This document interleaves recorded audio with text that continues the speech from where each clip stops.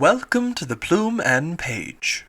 Today's story is Sense and Sensibility by Jane Austen. Chapter 24. In a firm, though cautious tone, Elinor thus began. I should be undeserving of the confidence you have honoured me with, if I felt no desire for its continuance, or no farther curiosity on its subject. I will not apologize, therefore, for bringing it forward again. Thank you, cried Lucy warmly, for breaking the ice. You have set my heart at ease by it, for I was somehow or other afraid I had offended you by what I told you that Monday. Offended me? How could you suppose so? Believe me, and Elinor spoke it with the truest sincerity, nothing could be farther from my intention than to give you such an idea. Could you have a motive for the trust that was not honourable and flattering to me? And yet I do assure you, replied Lucy, her little sharp eyes full of meaning, there seemed to me to be a coldness and displeasure in your manner that made me quite uncomfortable.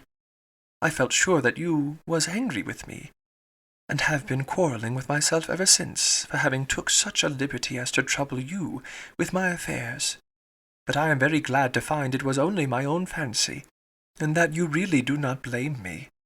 If you knew what a consolation it was to me to relieve my heart speaking to you of what I am always thinking of every moment of my life, your compassion would make you overlook everything else, I am sure. Indeed, I can easily believe that it was a very great relief to you to acknowledge your situation to me, and be assured that you shall never have reason to repent it. Your case is a very unfortunate one. You seem to me to be surrounded with difficulties, and you will have need of all your mutual affection to support you under them. Mr. Ferrars, I believe, is entirely dependent on his mother. He has only £2,000 of his own. It would be madness to marry upon that, though for my own part, I could give up every prospect of more without a sigh. I have been always used to a very small income, and could struggle with any poverty for him. But I love him too well to be the selfish means of robbing him, perhaps, of all that his mother might give him, if he married to please her. We must wait. It may be for many years. With almost every other man in the world, it would be an alarming prospect. But Edward's affection and constancy nothing can deprive me of, I know. That conviction must be everything to you, and he is undoubtedly supported by the same trust in yours. If the strength of your reciprocal attachment had failed, as between many people, and under many circumstances it naturally would during a 4 years' engagement, your situation would have been pitiable indeed. Lucy here looked up, but Elinor was careful in guarding her countenance from every expression that could give her words a suspicious tendency.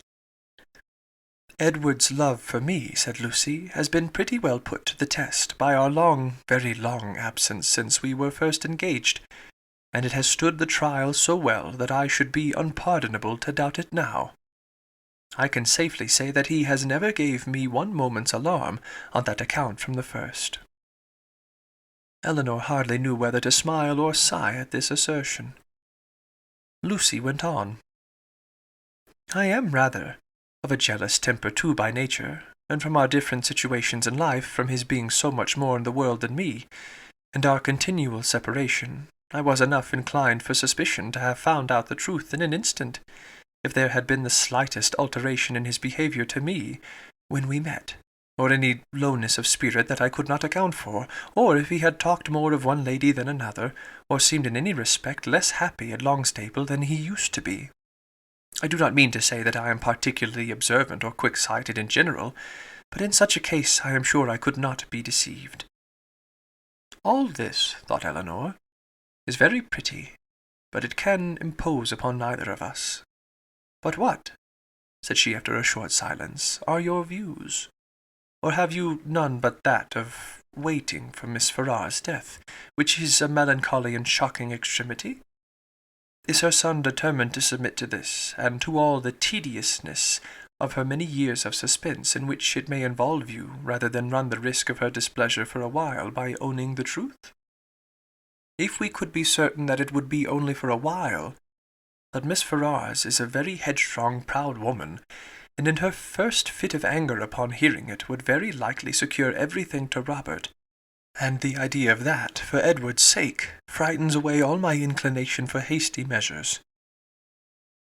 And for your own sake too, or are you carrying your disinterestedness beyond reason?" Lucy looked at Elinor again, and was silent. "Do you know Mr. Robert Ferrars?" asked Elinor. "Not at all." "I never saw him, but I fancy he is very unlike his brother. Silly, and a great coxcomb." "A great coxcomb," repeated Miss Steele, whose ear had caught those words by a sudden pause in Marianne's music. "Oh, they are talking of their favourite beau, I dare say."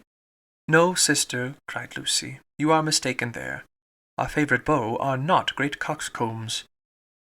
"I can answer for it that Miss Dashwood's is not," said Miss Jennings, laughing heartily, "for he is one of the modestest, prettiest behaved young men I ever saw. But as for Lucy, she is such a sly little creature, there is no finding out who she likes." "Oh?" cried Miss Steele, looking significantly round at them. "I dare say Lucy's beau is quite as modest and pretty behaved as Miss Dashwood's." Elinor blushed in spite of herself. Lucy bit her lip and looked angrily at her sister. A mutual silence took place for some time. Lucy first put an end to it by saying in a lower tone, though Marianne was then giving them the powerful protection of a very magnificent concerto, "I will honestly tell you of one scheme which has lately come into my head, for bringing matters to bear. Indeed, I am bound to let you into the secret, for you are a party concerned. I dare say you have seen enough of Edward to know that he would prefer the church to every other profession. Now my plan is that he should take orders as soon as he can, and then through your interest, which I am sure you would be kind enough to use out of friendship for him, and I hope out of some regard to me, your brother might be persuaded to give him Norland living, which I understand is a very good one, and the present incumbent not likely to live a great while. That would be enough for us to marry upon, and we might trust to time and chance for the rest." "I should always be happy," replied Elinor, "to show any mark of my esteem and friendship for Mr. Ferrars. But do you not perceive that my interest on such an occasion would be perfectly unnecessary? He is brother to Miss John Dashwood. That must be recommendation enough to her husband. But Miss John Dashwood would not much approve of Edward's going into orders. Then I'd rather suspect that my interest would do very little." They were again silent for many minutes. At length Lucy exclaimed with a deep sigh, "I believe it would be the wisest way to put an end to the business at once by dissolving the engagement. We seem so beset with difficulties on every side, that though it would make us miserable for a time, we should be happier perhaps in the end. But you will not give me your advice, Miss Dashwood?" "No," answered Elinor, with a smile which concealed very agitated feelings. "On such a subject I certainly will not. You know very well that my opinion would have no weight with you, unless it were on the side of your wishes." "Indeed you wrong me," replied Lucy with great solemnity. "I know nobody of whose judgment I think so highly as I do of yours, and I do really believe that if you was to say to me, 'I advise you by all means to put an end to your engagement with Edward Ferrars, it will be more for the happiness of both of you,' I should resolve upon doing it immediately."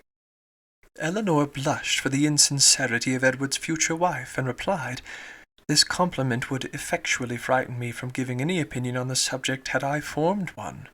It raises my influence much too high. The power of dividing two people so tenderly attached is too much for an indifferent person." "'Tis because you are an indifferent person," said Lucy with some pique, and laying a particular stress on those words, "that your judgment might justly have such weight with me. If you could be supposed to be biased in any respect by your own feelings, your opinion would not be worth having." Elinor thought it wisest to make no answer to this, lest they might provoke each other to an unsuitable increase of ease and unreserve, and was even partly determined never to mention the subject again. Another pause, therefore, of many minutes' duration succeeded this speech, and Lucy was still the first to end it. "Shall you be in town this winter, Miss Dashwood?" she said with all her customary complacency. "Certainly not." "I am sorry for that," returned the other, while her eyes brightened at the information. "It would have gave me such pleasure to meet you there, but I dare say you will go for all that. To be sure, your brother and sister will ask you to come to them." "It will not be in my power to accept their invitation if they do." "How unlucky that is! I had quite depended upon meeting you there. Anne and me are to go the latter end of January to some relations who have been waiting us to visit them these several years. But I only go for the sake of seeing Edward. He will be there in February, otherwise London would have no charms for me. I have not spirits for it." Elinor was soon called to the card-table by the conclusion of the first rubber, and the confidential discourse of the two ladies was therefore at an end, to which both of them submitted without any reluctance, for nothing had been said on either side to make them dislike each other less than they had done before. And Elinor sat down to the card-table, with the melancholy persuasion that Edward was not only without affection for the person who was to be his wife, but that he had not even the chance of being tolerably happy in marriage, which sincere affection on her side would have given, for self-interest alone could induce a woman to keep a man to an engagement of which she seemed so thoroughly aware that he was weary. From this time the subject was never revived by Elinor, and when entered on by Lucy, who seldom missed an opportunity of introducing it, and was particularly careful to inform her confidant of her happiness whenever she received a letter from Edward, it was treated by the former with calmness and caution, and dismissed as soon as civility would allow, for she felt such conversations to be an indulgence which Lucy did not deserve, and which were dangerous to herself. The visit of the Miss Steeles at Barton Park was lengthened far beyond what the first invitation implied. Their favour increased. They could not be spared. Sir John would not hear of their going, and in spite of their numerous and long-arranged engagements in Exeter, in spite of the absolute necessity of returning to fulfil them immediately, which was in full force at the end of every week, they were prevailed on to stay nearly 2 months at the park, and to assist in the due celebration of that festival which requires a more than ordinary share of private balls and large dinners to proclaim its importance.